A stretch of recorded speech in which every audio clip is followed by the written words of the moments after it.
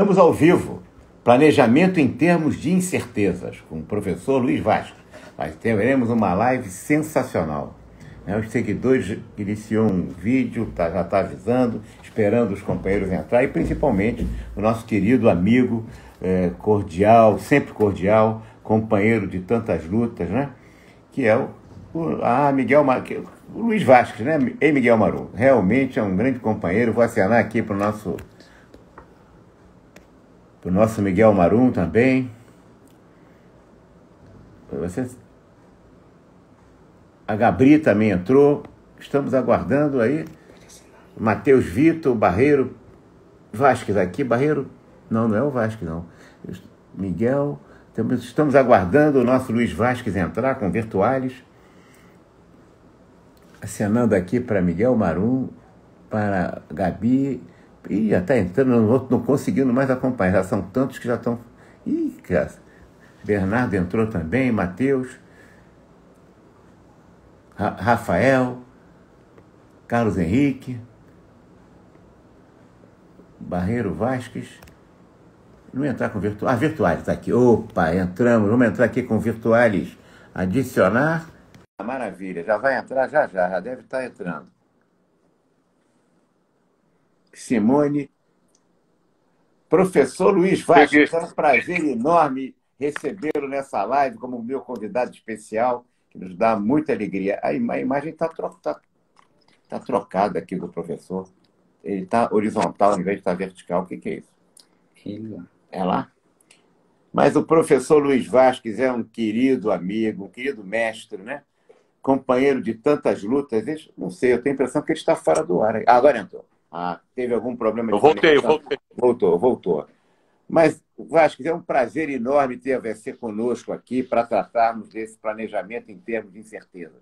Querido amigo, companheiro de muitas lutas, de muitas batalhas, administrador graduado pela Universidade Cândido Mendes de Ipanema, mestre em gestão estratégica pela Universidade Federal Rural, sócio-diretor da Virtuales Soluções em Gestão, onde certamente deve ter como seus principais clientes o mundo da educação, porque eu sei que você conhece como poucos no Brasil essa área, né? Diretor da Virtuales Soluções, como disse, MBA em Qualidade pela Fundação e especialista em docência superior pela Uniswan, mas, acima de tudo, uma profunda experiência em organizações educacionais. Muito obrigado, viu, Vasco, por estar aqui conosco. Ok, Barriga. Tudo bem? Bom, tudo bem. Prazer estar aqui contigo hoje e poder falar um pouco sobre esse processo nosso de planejamento aí, nesse momento que a gente está vivendo, né? Você me conhece muito da área de educação, é verdade. Os últimos 30 anos eu tive na área de educação. Mas a minha vida mesmo começa no SERPRO. Eu passei 30 anos no Serviço Federal de Processamento de Dados. Você foi 30 anos, eu não sabia, porque há 30 anos já te conheço pelo menos, né? Mas sempre na área de educação. Eu não te encontrei quando você... Aqui, infelizmente, não te encontrei como você era profissional do SERPRO, que é uma grande organização complexa, né? Eu chego na educação meio que por acaso, porque eu trabalhava no SERPRO e tinha um programa de estagiários no SERPRO e vivia reclamando com um amigo nosso que é comum, que é o Vitorino, que trabalhava comigo no CEP e era coordenador do curso de administração. O Vitorino que você está falando é aquele que ele chamava de administração de materiais, que era uma pessoa que... Muito amigo de meu pai, inclusive. Verdade. Eu conheci no Ministério da Fazenda. É isso que você está falando? Ele foi administrador do prédio da Fazenda. Exatamente isso. Uma pessoa muito querida. Eu não tenho notícias dele. Ele está bem? Continua bem, mora em... Que boa notícia que você me dá. Eu tinha preocupação de achar que ele já tivesse falecido. Uma pessoa querida, muito querida mesmo, que eu convivi muito, inclusive na SUAM, mas ele me conheceu muito menino, começando na profissão, quando ele dirigia lá no Ministério da Fazenda toda a gestão daquele prédio maravilhoso ali na Presidente Antônio Carlos. É verdade. E ele foi o responsável de eu acabar indo dar aula, que eu reclamava tanto da história de receber estagiários com uma qualificação que muitas vezes deixava a desejar. E aí um dia ele me desafiou, disse, olha, vai dar aula então e mostra para a gente o que vocês precisam nas empresas. E aí com isso eu acabei indo para lá. Então eu trabalhei no CERPRO de 70 a 2000. E em 90 eu comecei a dar aula. Então, Ah, em 2000, quando eu saí do CERP, eu comecei a fazer gestão lá da área de educação, lá na SUAM. foi. E aí é que a gente conviveu muito mais a partir desse período, né? Mas a minha vida é assim. Eu fui gestor a minha vida inteira. E ele começa com um momento, assim, eu fiz, antes, quando estava terminando o científico, eu fiz um curso na IBM de programação e fiz 6 meses de estágio. Eu tinha 18 anos. Olha que beleza. E um dia eu entro para fazer estágio, e em cima, na parede, tinha um quadro que dizia assim: se funciona, está obsoleto. Ah, é verdade. O que funciona. Sabe que eu falo isso há anos? É a frase. Que engraçado, que coincidência feliz. O que funciona está obsoleto, porque pode ser melhorado. Maravilha. E essa frase eu li com 18 anos e isso mudou a minha vida a partir dali. E aí, essa questão da gestão, a minha ideia era fazer estatística, eu acabei de fazer administração e fui trabalhar no CERPRO, nessa área de administração. Então, a minha vida é essa mesmo. Eu começo dando uma disciplina que se chama Organização, Sistemas e Métodos. Sim. Que naquela época ainda eram os currículos mínimos, e os currículos mínimos tinham essa disciplina. E que é a essência de tudo que a gente vai discutir a partir de agora, né? Era uma disciplina calcada nos conceitos do Taylor e do Fayol. E que anteriormente se chamava Organização e Métodos. O início era Né? organização e métodos, depois ela se transformou em organização, sistemas e métodos.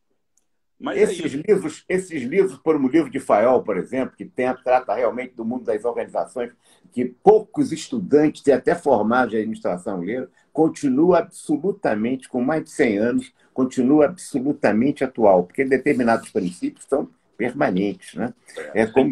E às vezes as pessoas criticam sem estar entendendo o que aquele autor, naquela época, colocou do seu conceito, da sua ideia. Interessante isso. O que representa um momento de incertezas em Vasque para as organizações? Qual é a questão que você coloca nesse momento? Incertezas produzidas pela economia 4.0, já vinham as incertezas, né? Esse mundo de descontinuidade, que é um velho livro antigo, muito bom também, do Peter Drucker, a era da descontinuidade, mas nós vivemos em plena economia 4.0 e agora com a pandemia que escancarou, né, esse momento de incerteza. Mas esse momento de incerteza com a pandemia, ele só acirra essa questão, né? Porque quem trabalha com planejamento tem consciência de que tudo para frente vai ser muito incerto. A gente sempre viveu com incerteza. A gente estava discutindo na gestão da instituição de ensino, a gente passou o ano de 2018, 2019, discutindo exatamente essa questão de como é que eu faço. A gente tem um negócio na área de educação que você leva fazendo o teu produto 5 anos. Então, quando você admite um aluno, você já tem que ter um plano para os teus próximos 5 anos, porque esse produto já vai estar pronto no fim de 5 anos. Sim, sim. Qual será este aluno que vai ser necessário para a sociedade como um todo daqui a 5 anos? Quando o Harari traz o livro dele das 21 lições para o século XXI e que traz as discussões calcadas em cima de biotecnologia, de inteligência artificial, né? Essas questões que a gente está vivendo hoje em cima de comunicação, de rede social, faz com que efetivamente a gente não saiba ainda quem é esse profissional que a gente vai ter que criar. Né? O Harari tem umas discussões muito interessantes. Assim, hoje você tem o Watson da IBM, um software poderoso para fazer diagnóstico e talvez mais preciso do que os médicos façam hoje. Sim, é verdade. Já disponível e já usado em grande intensidade no mundo inteiro. Já tem sido usado em grande intensidade no mundo inteiro. É capaz do Conselho Federal de Medicina proibir Sabe por quê? Porque recentemente essa questão de telemedicina, por exemplo, eles baixaram uma resolução, pasme você, em plena pandemia, que só pode ter telemedicina, por exemplo, de um hospital de ponta como Albert Einstein, no interior das Amazonas, lá dos Amazonas, mas tem que ter um médico na ponta para poder receber aquela telemedicina. Quer dizer, é a institucionalização e a consagração do anacronismo, né? É capaz do o Conselho Federal de Medicina baixar uma norma também que não pode usar o Watson, que é amplamente utilizado no mundo e que o Brasil desconhece, É bastante. verdade. Desconhece literalmente isso. Mas a questão é que acaba sendo um apoio para o próprio médico. Claro que é, para o avanço da medicina, para a precisão do diagnóstico, né? Eu, alguns anos atrás, fiz uma operação de catarata. E eu saio em 15 minutos, fiz uma operação em 15 minutos. 15 minutos depois, eu constato que quem me operou não foi o médico, foi um operador de computador. Claro. Que a operação inteira foi em cima da máquina. Então, E o Brasil não descobriu isso. Quer dizer, é verdade que eu falei o Albert Einstein, porque ele está bem avançado nisso. Mas a medicina pública, por exemplo, nós tendo um modelo fantástico de colaboração do SUS, vendo a importância que o SUS tem, mas é preciso dar condições de recursos tecnológicos de ponta, assim, para que o SUS vá para a excelência. Porque ele, sem excelência, com as dificuldades que tem da gestão pública, ele realmente está tendo um papel importantíssimo na questão do combate à pandemia e mostrando seu acerto. Mas é preciso da tecnologia. Né? E não pode o Conselho Federal de Medicina, eu vou insistir nisso, não pode usar telemedicina. Você sabe que, você que foi coordenador não só das estratégias educacionais, você sabe que só existem 3 ou 4 faculdades de medicina no Brasil que ensinam telemedicina para os seus médicos, ainda como estudantes? Não participa do currículo. Isso. Você veja que nós estamos falando de um ponto, isso vai para o nosso campo da administração, mas fundamentalmente, Vasco, no caso da medicina, se 3 ou 4 faculdades de medicina apenas ensinam telemedicina, eles estão behind the time, né? Estão atrás do tempo.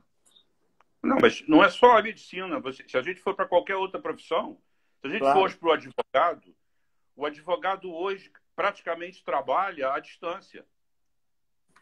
Ele Saiu. Acho que teve problema no coisa lá. Infelizmente. Nós estamos tendo uma dificuldadezinha de. Voltou. Via computador, o que começa a se discutir, a gente discutia já nos anos anteriores, antes da pandemia. Sim. Qual será o melhor juiz, o homem ou a máquina? Existem estudos americanos. Você está me ouvindo? Estou ouvindo bem agora. Pode falar. Existem estudos americanos, por exemplo, que as sentenças dos juízes que acontecem antes da hora do almoço tendem a ser mais pesadas do que aquele próprio juiz depois da hora do almoço. Os estudos psicológicos das ciências do comportamento humano nas organizações já demonstravam isso, né? Você tem determinados processos que, infelizmente, a teoria das organizações abandonaram. Essa é uma delas. Não em relação aos juízes, mas em função do desempenho das pessoas atrelado ao processo das máquinas, que metiam mais erros e, portanto, maior número de acidentes. Mas o avanço que nós tivemos hoje na neurociência é uma coisa assim, assustadora, e o reflexo disso no que a gente está construindo para amanhã. Entendi. Dessa questão do planejamento, é muito importante a gente entender que no nível macro ou no nível micro, essa incerteza é muito grande. Quer dizer, eu olhava no espelho e via que eu estava com o cabelo grande, eu pegava o meu carro, normalmente no domingo, que era o dia que eu tinha mais tranquilidade, ia para o shopping, entrava lá no shopping, esperava sentado na sala de espera, cortava o meu cabelo, pagava R$ 120 pelo corte de cabelo, 20 pelo estacionamento e voltava para casa. Com a história da pandemia, quando eu olhei para o espelho e vi que eu precisava cortar o cabelo, e vi que o salão estava fechado e não tinha como sair, eu mesmo não queria sair, o que eu faço? Eu entro no site e boto lá no Google como é que se faz para cortar cabelo. E aí tinham 10 vídeos ensinando como cortava cabelo. Eu chamo a minha mulher e digo assim, vem cá, escolhi o melhor e ela leu. Eu entro na Magalu e compro uma tesoura de barbeiro por R$ 65, que chega para mim no dia seguinte da compra. Sim. E ela cortou meu cabelo. Agora, qual é a incerteza?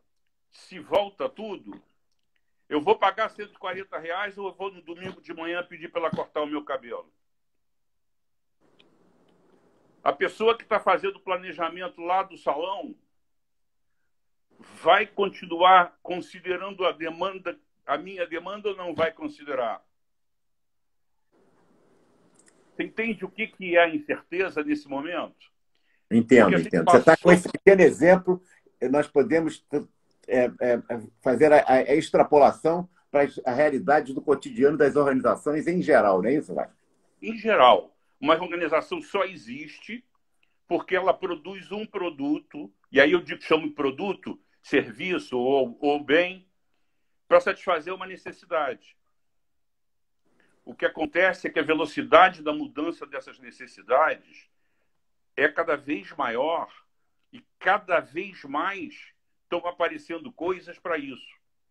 Quer dizer, a instituição de ensino precisa saber o seguinte, o que eu vou fazer para produzir o aluno que vai ser um profissional de qualquer área daqui a 5 anos. Entendo.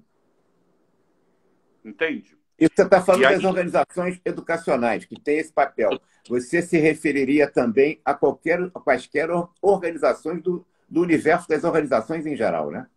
Qualquer, em geral. À medida que as coisas estão acontecendo e as mudanças estão acontecendo, que a tecnologia vem propiciando, quer dizer, a uberização das coisas é um negócio assustador. Então, todo o conceito, toda a lógica da indústria automobilística para cada um ter o seu carro, estacionamento, trânsito, né, vai por terra no momento que eu tenho Uber hoje com motorista e amanhã sem motorista, um carro absolutamente automático pela inteligência artificial. E como é que você vê a questão da transição? Porque muitas pessoas que estão, inclusive muitas pessoas com uma bela formação profissional, inclusive de nível superior, que no caso da dificuldade do emprego no Brasil hoje, estão se socorrendo como motoristas de aplicativo. O Uber é um deles, o 99 é outro, né? Nós temos, enfim, tem alguns. Como é que você vê nesta transição, quando se der, que isso não vai demorar tanto, daqui a poucos anos, a automatização dos carros e que essas pessoas, porque eu não estou falando só no motorista do Uber, dos aplicativos, isso vai valer para o motorista do metrô, para o motorista do helicóptero, isso vai valer para o motorista do avião, vai para o motorista de caminhão, para o motorista de ônibus, né? Porque o 5G, a inteligência artificial, a computação quântica vai nos permitir isso, não é isso? Como é que você vê? O que a sociedade precisa tratar em termos de planejamento, Vasques, para criar cobertura, melhor dizendo, colchões de proteção social para que essas pessoas que não estão adaptadas nesse mundo rapidamente se reinsiram. Porque por mais que essas tecnologias criem empregos a curto prazo bastante grande, o número de desempregos que ela vai gerar na transição será maior, certamente. E nós temos que passar a transição para que o processo, a educação, inclusive, vai ajudar nisso. Mas como é que a gente vai criar cobertores ou colchões de proteção social para as pessoas que ficarem fora desse mercado de trabalho? Até parece que isso acontece no futuro, mas você, por exemplo, conhece um gerente de banco que perdeu o emprego e que está desempregado até hoje. Sim, exato. Eu vivi uma experiência, eu trabalhei no Serpro, e o Serpro tinha 25 mil funcionários. 18 mil desses funcionários eram digitadores na época que eu entrei. E participei da questão da transformação daquilo que a gente fazia em papel e ia para dentro do Serpro para ser digitado em declaração por exemplo, do imposto de renda que você faz, entregava por disquete no primeiro momento e no segundo momento agora você transmite pela internet. E 17 mil pessoas ficaram desempregadas pela obsolescência simplesmente do que eles sabiam fazer. Exato. Então, qual é a solução que a gente tem? A gente tem que conseguir, no nosso processo de planejamento, prever esse avanço, e esse avanço está aí escancarado do que vai acontecer, e começar a preparar as pessoas para aquilo que realmente acontece. Quando o Domênico de Masi discute assim, a solução do mundo é o lazer, e que o Brasil tem uma grande vantagem, porque, de alguma forma, ele é reconhecido no mundo pela sua música, pelo seu esporte, pelo seu turismo, o quanto a gente vai poder usar isso, porque é a forma que a gente vai ter. Entendo. Tem o Luiz Felipe aqui, eu não sei se você está continuando, porque deu uma travada na sua palavra. O Luiz Felipe está dizendo aqui, com muita propriedade, e aí coloca para você, que os responsáveis pelos planejamentos das organizações precisam entender que, a partir de agora, inúmeras variáveis antes desconsideradas, ou mesmo sem ter relevância ao seu sucesso, vão ter que ser consideradas, ele nos diz. E nos diz com razão, né? Você está fora do ar, infelizmente. A Pamela também entrou.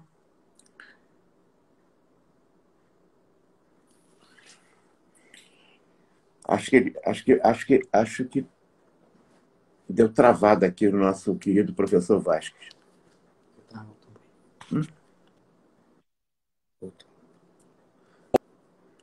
Existe uma outra questão aqui, aí é de natureza mais. Voltou, mas está travando bastante. Vai lá. Pode falar, Vasco. Não está, não. Travou ainda. Continua? Agora melhorou. Voltei agora? Pode falar. Isso, voltou.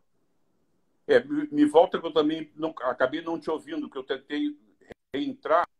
Exato. Eu estava lendo um comentário do Luiz Felipe, que estava nos dizendo que, numa das organizações agora, o pessoal de planejamento vai ter que considerar variáveis que antes eles não consideravam e que agora são realmente importantes, e nessa linha que você estava dizendo, né? E a minha questão era como é que a gente vai fazer a transição na questão de colchões de proteção social neste processo de transição que a sociedade tem que fazer. E é claro que o papel fundamental da educação, em que o nosso país, se a economia 4.0 é fundamentalmente de cognição, de conhecimento, se a gente tem um baixo nível de desempenho educacional, a gente vai ter menos facilidade para acompanhar esse processo avassalador de mudança. Não tenho dúvida. Eu acho que, de alguma forma, o nosso planejamento, cada vez mais, vai ter que trabalhar lá com PEST, que é o que a gente fazia sempre, em cima de questões políticas, questões educacionais, questões educacionais, sociais, de uma forma geral, e a tecnologia. Então, essas 4 coisas... Você está me ouvindo bem? Estou ouvindo bem agora. Agora sim. Pode continuar. Então, está travando bem, infelizmente.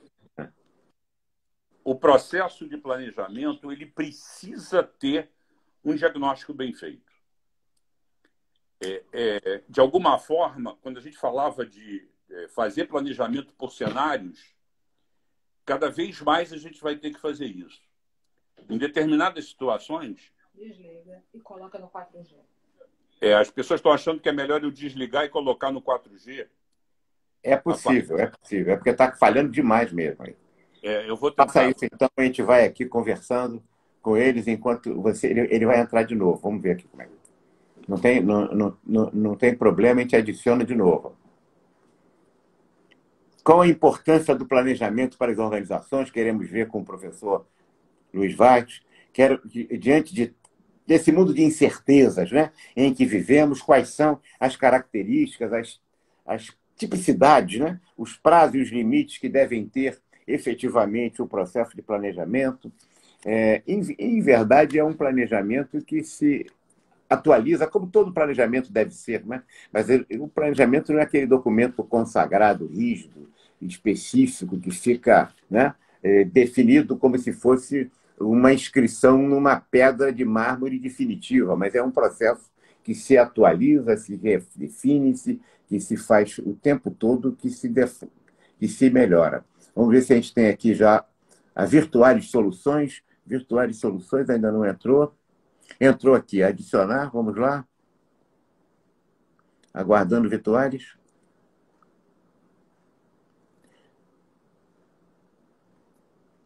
Doutor Miguel Ijar está nos dizendo que é médico, que o CMF, que é o Conselho Federal de Medicina, não me representa, haja vista, enfim, o Conselho Federal de Medicina tem dado posições políticas que não agradam ao doutor Miguel, eu também compartilho dessas posições, mas devo dizer que o pior de tudo, doutor, é o problema do anacronismo, que isso é pior ainda, porque visões políticas realmente equivocadas, mas o anacronismo em si próprio de decisões e resoluções normativas do Conselho Federal, como essa da telemedicina, que para poder, sob uma perspectiva excessivamente corporativista, faz com que a telemedicina no Brasil não avance, faz com que apenas três, quatro faculdades de medicina no Brasil tratem hoje de telemedicina, o que coloca a formação profissional do novo médico num processo anacrônico, como se estivéssemos ainda no século XX. Mas o nosso Vasques voltou, e você que é o artista hoje, você que tem que falar, mas infelizmente o 5G não chegou e vai demorar, hein? Vai demorar. A gente fala que a gente tem 4G, a gente não chegou nem a 4G ainda. Mas vamos lá. Mas aí você estava falando da questão do Conselho de Medicina, mas também a gente tem as questões, por exemplo, o Ministério da Educação. A gente acabou de receber uma nova diretriz do curso de administração com uma visão absolutamente retrógrada. Essa questão de formar as pessoas para esse futuro é fundamental. E para isso a gente precisa desregulamentar a educação. Eu hoje estou saindo do ensino superior, eu estou tentando me distanciar um pouco para olhar de fora, né? Eu entendo que as organizações elas precisam, nesse momento de planejamento, ter uma ajuda com a fora. Quer dizer, eu hoje, cada vez mais, não é porque montei uma... mas eu defendo essa ação externa com o olhar distante de quem está fora do dia a dia.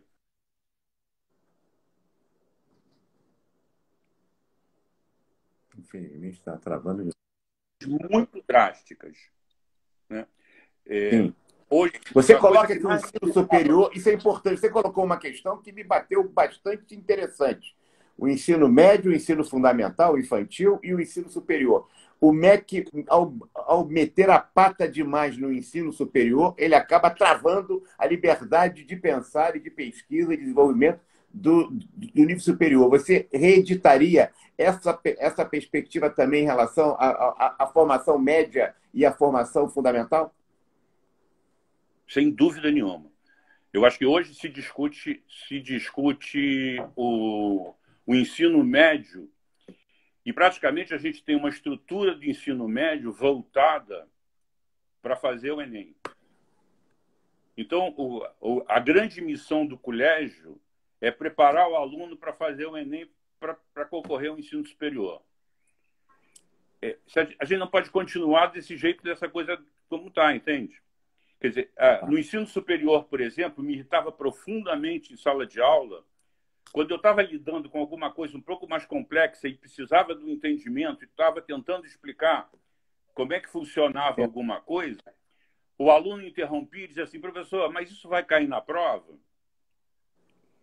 E aí ia por terra tudo que eu imaginei a vida inteira. Eu caí no ensino superior para ser professor porque eu queria preparar aquela pessoa para a empresa que eu sentia necessidade. Essa foi a minha visão de vida sempre. Era para o estudante aprender a pensar, né? não aprender a Pois é. repetir aquilo que ele ouviu para poder passar no A fazer a provão, prova. no ENAD, etc. No Enem. Hoje, para mim, na minha cabeça, a maior solução que a gente tem hoje seria caçar das universidades de dar o diploma. Quando eu converso com professores que, por exemplo, trabalhou muitos anos já no PH e depois no AZ, foi diretor do AZ, né? O AZ era um curso pré-vestibular que tinha que fazer com que o aluno pensasse, porque ele precisava daquele conhecimento efetivamente para atuar. No ensino superior, a gente tem uma grande quantidade de alunos ainda que encara aquilo como a meta dele é ter o diploma. E a gente sabe hoje que a sociedade não vive do diploma. O diploma não serve para nada. Mesmo quando a gente faz curso público, a gente seleciona pelo conteúdo. A gente acompanha a habilidade das pessoas no trabalho e demite pelas atitudes. E a gente não trabalha isso na formação, no ensino básico, no ensino médio, no ensino... Entendo. A gente tem um descompasso entre... Então, eu preciso, para o desenvolvimento, que as pessoas saibam fazer as coisas.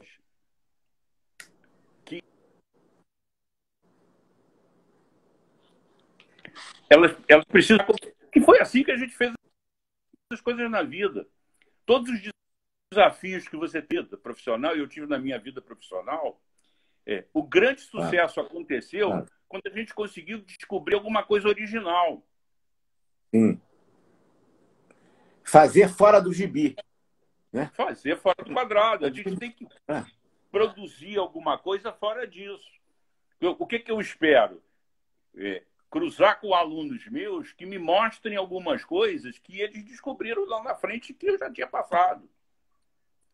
A maioria dos meus alunos, eu tive alunos assim que acabava a aula e eu perdia meia hora com eles porque eles queriam pegar aquilo que eu tinha falado na aula e colocar na empresa dele que ele estava trabalhando. Esse cara, depois de anos, eu encontro na vida e esses caras tiveram o maior sucesso. Sim. Eles tiveram sucesso por quê? Porque eles aprenderam olhando com alguma coisa prática, com objetivo para fazer aquilo. Né? E a gente tem que fazer o nosso processo de planejamento, a gente falando de ensino, de instituição de ensino, mas qualquer instituição, qualquer organização, ela vai viver em cima de um tripé. E esse tripé é processo e o seu processo em cima de dois tipos de recursos, tecnologia e pessoas. Claro. Não há organização sem pessoas. Não há organização que não precisam de tecnologia. Agora, o que a gente precisa é, se eu planejo, eu uso na medida certa o que precisa ser feito por pessoas e com que perfil, e o que precisa ser feito com tecnologia e que tipo de tecnologia. O balanceamento disso é que faz com que eu consiga produzir aos custos otimizados. Toda vez que eu uso indevidamente pessoa, quando eu podia usar a tecnologia, eu vou ter problema. Porque a tecnologia é mais precisa para determinadas coisas. Toda vez que eu uso mais tecnologia do que pessoas, quando aquela atividade é uma atividade para ser feita por pessoas, Entendo. Eu tenho problema também, porque não dá para padronizar. Eu me lembro que eu tinha assinatura do Jornal do Brasil e morava numa casa e o cara jogava o jornal e o cachorro lia o jornal antes de mim e acabava com o jornal. Eu ligava para o atendimento e nunca resolvia o problema. E a pessoa me atendia de uma forma padronizada e no fim dizia assim, eu tive um imenso prazer em falar com o senhor. E eu dizia para ela, não é possível que você tenha tido o imenso prazer de falar comigo, porque eu reclamei e você não resolveu o meu problema e eu estou saindo muito chateado. Agora, ela era uma pessoa que estava trabalhando como se fosse uma máquina, porque ela decorou aquele troço e respondia aquilo. é horrível quando isso acontece, a gente sabe disso, né? Claro, claro. Quando a pessoa atua como se fosse máquina, a gente percebe e vê que aquilo está errado. E quando a máquina atua, quando aquilo devia ser uma pessoa, ela é tão padronizada em impessoal que gera um problema muito grande. Então, o grande problema do processo de planejamento é esse: desenhar um processo e usar a tecnologia e as pessoas da forma mais adequada possível. É esse o Entendo. nosso desafio. E Entendo. o ideal é que eu consiga ver de fora, porque quem está fazendo, muitas vezes, não percebe isso. Ô Vasco, quais são as características, as tipicidades, né? E os prazos, limites que devem ter os processos de planejamento diante desse mundo de incerteza em que nós vivemos hoje? O planejamento deveria ser o mais longo possível, de prazo mais longo possível, porque existem coisas que a gente sabe que precisam de um planejamento longo. Não dá para fazer um planejamento muito imediato de coisas que são padronizadas. Quer dizer, só dá para fazer um filho em 9 meses, não dá para fazer antes. Então, se eu planejar alguma coisa, eu tenho que planejar para daqui a meses, quando ele for nascer. Ele está gerado. Eu estou formando um advogado hoje que vai advogar daqui a 5 anos. Então, eu tenho necessariamente que planejar o que vai acontecer com esse cara daqui a 5 anos. Porque eu vou ter sucesso, assim, eu vou ser medido pelo resultado do meu produto, pela qualidade do meu produto, concorda? Sim. E eu vou ser medido quando ele estiver pronto daqui a 5 anos. Se eu conseguir fazer com que eu forme pessoas lá na instituição de ensino que se colocam muito bem no mercado, eu não tenho problema de evasão, eu não tenho problema de captação de aluno. Se você juntar dentro do Brasil hoje qualquer grupo de dirigentes de instituição de ensino superior, a conversa vai gerar em torno de captação e evasão. A gente oferece o dobro de vagas de que efetivamente a gente consegue colocar dentro das instituições. Alguma coisa está errada nesse processo. Como um todo e em cada instituição. O que eu vou oferecer? O que eu tenho que oferecer? Que tipo de curso que eu tenho que oferecer? Aquelas instituições, por exemplo, que têm foco, elas sabem. Se meu filho disser assim, eu quero fazer marketing, né? Ele sabe que ele vai estudar na SPM. Então, tudo isso está no processo de planejamento, está nessa questão de qual é o prazo para isso? O prazo deverá ser o mais longo possível. Com o quê? Com uma estrutura de processo com tal flexibilidade que você consiga ajustar à medida que as coisas forem acontecendo. A tua salvaguarda do processo de planejamento de longo prazo, ela acontece no momento que você tem uma estrutura de processo tal que você esteja acompanhando o que está acontecendo e consiga colocar no rumo o teu processo. E mudar o que você precisa mudar quando você vislumbra lá na frente que o teu objetivo já mudou. Eu saía de casa para ir para o trabalho, pegava trânsito.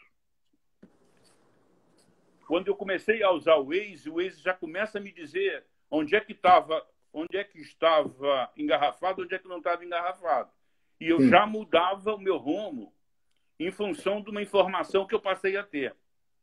Cada vez mais informação é complexa e é possível se ter. Entendo. As decisões estão sendo tomadas.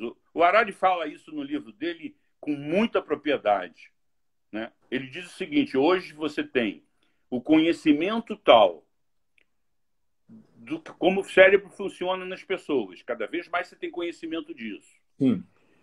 Você tem uma capacidade de informação e de captar dados para poder ter informação assustadora, que é possível que, com uma sequência de imagens que eu coloco para você no dia a dia pelo teu celular, dependendo de que forma reage a sua pupila, ou a pupila de um adolescente, ele consegue dizer que esse adolescente vai ser homossexual antes do próprio adolescente ter consciência disso. É verdade, é verdade.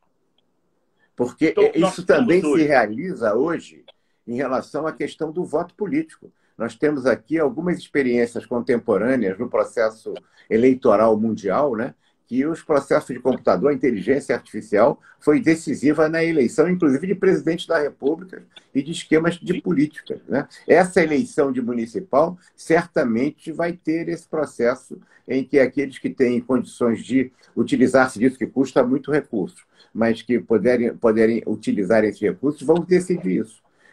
Porque o marketing, como você falou do caso do menino, também significa em relação ao voto, né? A experiência mais importante que tivemos foi, não há dúvida, em relação à Itália, que foi a primeira que começou isso, mas a Hungria também utilizou isso no processo de voto, a Polônia, tá certo? O Brexit inglês, que se virou o processo de decisão do plebiscito, do referendo em inglês no Brexit, do presidente Truman, inclusive aqui no Brasil. A gente não ficou de fora disso, não. Teve uma influência muito grande na eleição do presidente Bolsonaro. Sem dúvida. E cada vez mais a gente tem visto a influência das redes sociais em tudo. É impressionante, assim. Pesquiso qualquer coisa na internet, a partir daí, em todo lugar que eu entro, eu começo a receber coisas com relação àquilo.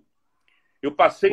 Só para lembrar mais um importante, que não começou assim no processo eleitoral, mas hoje se elege assim também, com esse processo tecnológico, é o presidente Erdogan da Turquia, que é um país que o brasileiro precisa conhecer bastante, porque ele tem muitas semelhanças no sentido da postura e da dimensão, da substância que o país tem em relação à Turquia. A Turquia também, o presidente Erdogan tem sido eleito assim. Esse processo, cada vez mais, as pessoas estão se apropriando disso.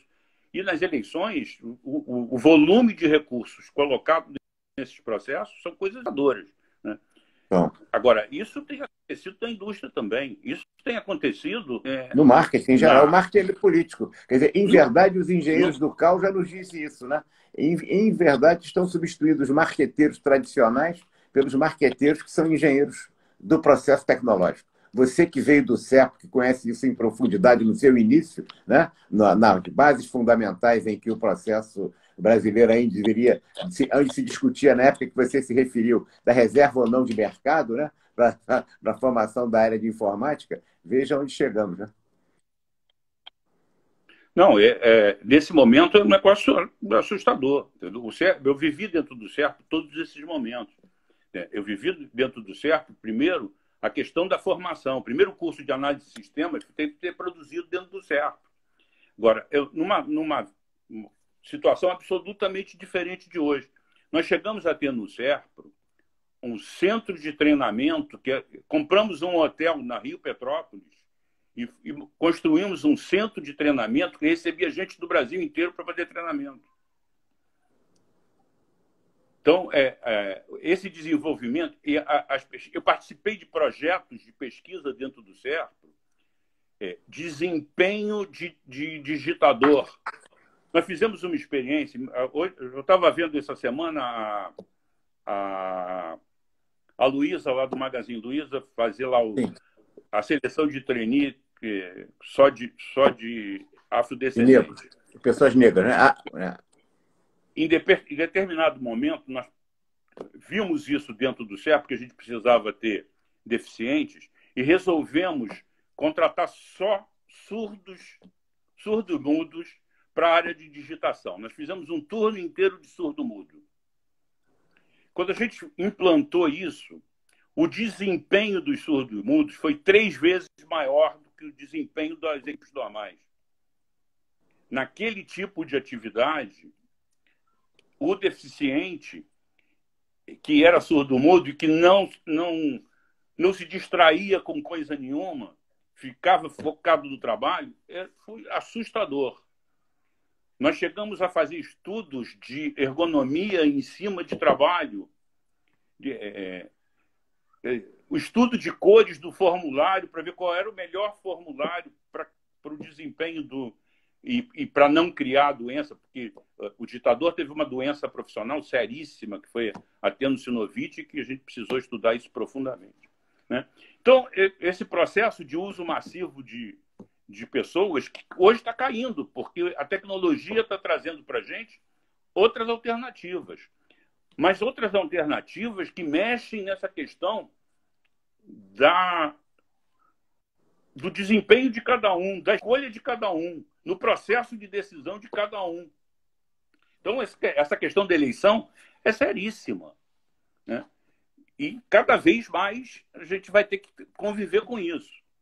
Esse exemplo que você disse, por exemplo, para caracterizar bem, alguém colocou aqui que a questão das redes, que está no Netflix, Dilemas das Redes, que é um belo filme que todos devem ver, e se quiserem aprofundar, é bom ler o livro Engenheiros do Caos. Mas esse exemplo que o nosso, dos 21 lições fundamentais para o século XXI, nos diz, é fundamental. Um menino de 15 anos, duas fotografias de um jovem e de uma jovem, para onde ele fixa mais o olhar, já caracteriza talvez uma opção sexual. A partir dali, ele só recebe mensagens que vão estimulando aquela opção que ele, sem saber, fez ao fixar o olhar numa determinada fotografia de menino ou de menina. Ele não, como você disse, ele não tem consciência que pode vir a ser homossexual, mas a tecnologia já sabe disso.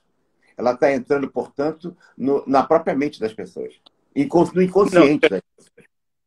E se a gente usar a exposição dessas fotos para ele de uma forma grande, continuada, em grande quantidade, a estatística mostra que isso é verdade absoluta, não é por acaso. Alguém está lembrando aqui, é verdade, que tem também a experiência dos autistas no Vale do Silício. Veja, o que eu me espanto com isso tudo é a descoberta recente disso, quando lá nas pesquisas da Western Electric, na década de 30, já se fazia, quando nasceram efetivamente as ciências do comportamento humano, tudo isso era estudado. Utilização de cores, a questão da luminosidade, a questão de portadores de deficiência, tá certo? Isso foi tudo estudado e a ciência do comportamento humano foi abandonada completamente, através de um neo-taylorismo equivocado que viceja hoje no mundo das organizações. Nós estamos falando coisas como se fossem novidades, que na década de 30 as pesquisas já comprovaram e que nos levaram a conceitos de teoria X e Y, de Herzberg, de hierarquia das necessidades de Maslow, etc., né? É incrível como é preciso resgatar esse bastão das ciências do comportamento humano nas organizações, inclusive no planejamento. Não precisa não, Vasco? E efetivamente o que está acontecendo é que hoje a gente está sendo apoiado por uma tecnologia de coleta de dados ultra sofisticada. Quando eu fazia essa pesquisa, e se fez essa pesquisa no início do século XX, lá o início desse estudo todo, as experiências de Hawthorne na Western Electric foram as primeiras. Era muito complicada. Hoje não. Hoje a gente, no dia a dia, faz isso.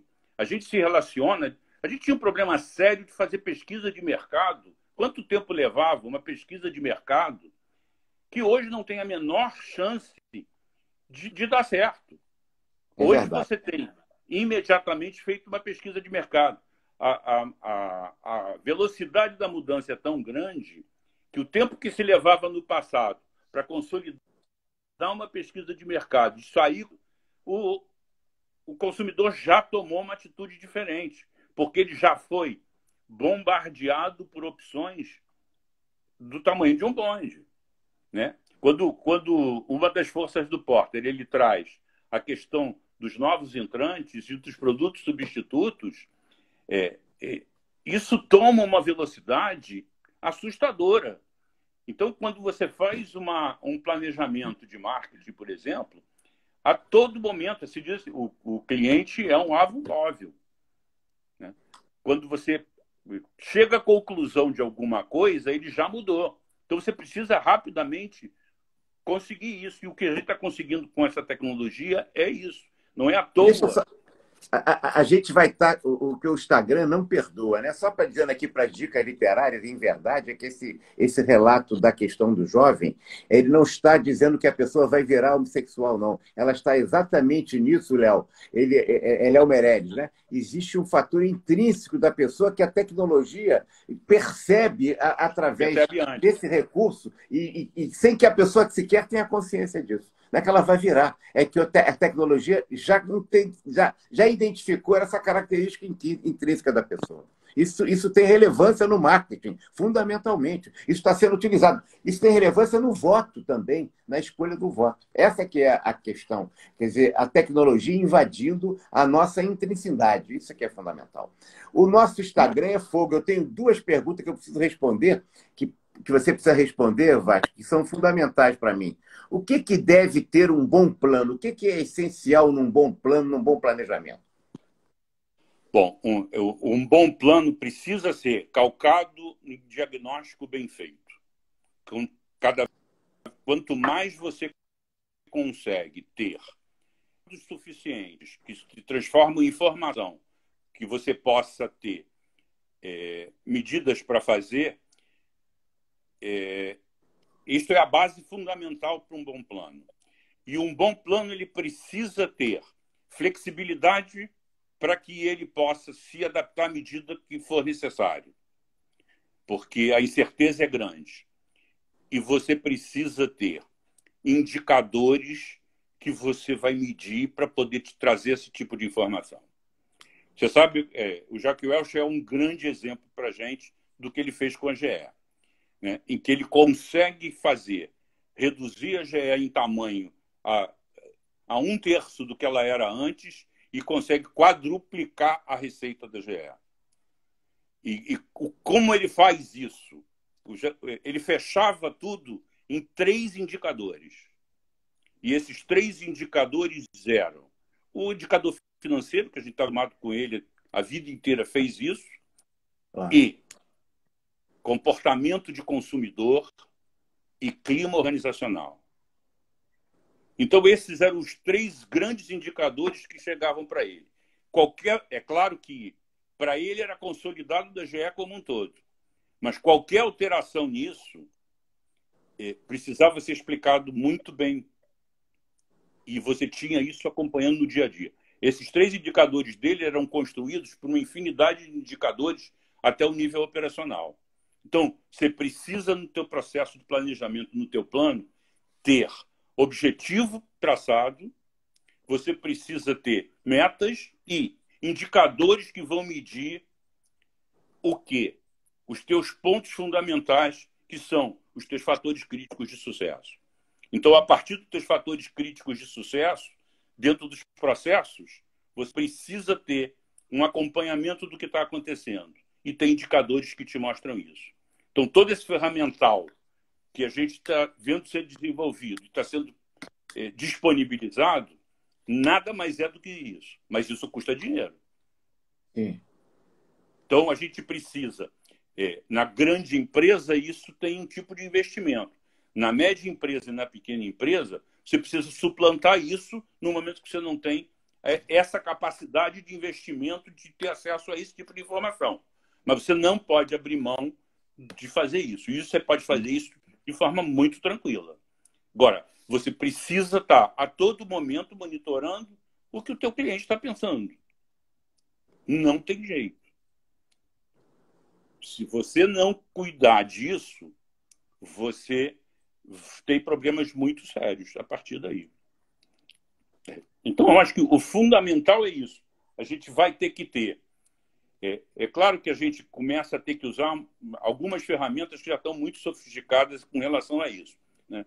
Quando o Kaplan e o Norton criam o Balance Scorecard, ele mostra para você o seguinte: precisa trabalhar em cima de indicadores e não basta você ter só indicadores financeiros, né? Você tem outros enfoques que são fundamentais. Cada vez mais o enfoque de processo é fundamental, porque cuidar de ter o melhor processo, planejar o melhor processo é fundamental para poder alocar corretamente o recurso que você precisa ter, né? esse é um segundo enfoque importantíssimo que o Capra traz para a gente. O terceiro enfoque que a gente tem é a questão da inovação, né? Então, a gente está vivendo num mundo de inovação. A gente está vivendo num mundo que, se você oferece alguma coisa diferente para atender uma necessidade, essa necessidade ela passa a ser satisfeita daquela outra forma, né? O Levitt falava disso. Assim, ninguém compra uma máquina de furar. O que se compra é um furo na parede. Claro. Então, se hoje eu faço furo na parede com uma máquina de furar e amanhã eu faço furo na parede com um tipo de laser que faz o mesmo furo e que é mais barato e que não faz poeira, e que não faz... efetivamente está aí. As máquinas de escrever viraram peça de museu. Claro. Por quê? Porque se apareceu e se inovou e tem um novo produto para satisfazer a mesma necessidade. Então, o plano fundamental é esse: entender profundamente o que é a necessidade e buscar recursos para atender isso com o melhor processo possível, né? Esse é o processo. Ô Vasco, você tem uma experiência enorme como consultor de organizações, não só no mundo da educação, que a gente acabou passando muito na educação, mas nas empresas em geral, a virtuais. Como é que, pela a ótica do empresário, que você que tem um sucesso grande, qual é a contribuição que uma consultoria externa tem no processo de planejamento de uma organização? Quais são as vantagens, por exemplo, de contratar virtuais o nosso querido Vasques para ser consultor externo no processo de planejamento? Estou me referindo ao Vasques para todos aqueles que atuam no mercado, evidentemente, nesta ação de consultoria externa. A contribuição, a relevância do papel do consultor externo no processo de planejamento. Não sei se você ouviu ou se foi bloqueado. Não, ouvi sim. Você está falando da influência da consultoria, né? A importância no processo de planejamento. A consultoria externa. Eu estava te respondendo o seguinte: a primeira página do site da Virtuades, eu coloquei uma frase dizendo o seguinte: a importância de você ter um olhar distanciado da gestão do dia a dia. Essa eu acho que é a primeira importância da consultoria, né? Existem coisas que acontecem no dia a dia das organizações que você se acostuma com elas. E quando alguém de fora chega... você está em casa, você não sente determinado cheiro. Quando alguém cheira, diz: caramba, está o cheiro de queimado aqui. Você não a cultura das isso. organizações são assim também. É como se fosse uma segunda natureza, né? A gente não se dá conta que ela está presente, né? Você acaba se acostumando. Receber um olhar externo, receber um olhar de fora, nesse momento, com uma visão crítica com relação a isso, é muito importante. Uma outra questão é as organizações, às vezes, precisam investir num especialista que vai atuar no seu processo de planejamento, que é muito caro. E ter esse profissional contratado traz um ônus para a organização muito grande. Muitas vezes é muito melhor você usar uma consultoria que traz esse especialista, que atua e que vai embora, porque a função dele não é ficar ali. Claro. Né? A função dele... Eu defendo o seguinte: eu fiz consultoria há muito tempo, mesmo durante o tempo em que eu estava como gestor, eu fiz consultoria. Em determinados momentos, aconteceram coisas assim. Eu sempre trabalhei junto com as pessoas da empresa. Todo o processo de planejamento acontece junto com as pessoas, para que você possa sair com mais rapidez, né? Então, eu vejo a consultoria com essa função de ser alguém que tem um conhecimento e que muitas vezes vai ser caro para ficar o ano inteiro lá dentro, e ele vai precisar em determinados momentos só. Uma terceira vantagem é a questão de ter já um benchmark quase que feito, porque como consultor está vivendo em várias empresas, está vivendo em vários ramos de negócio.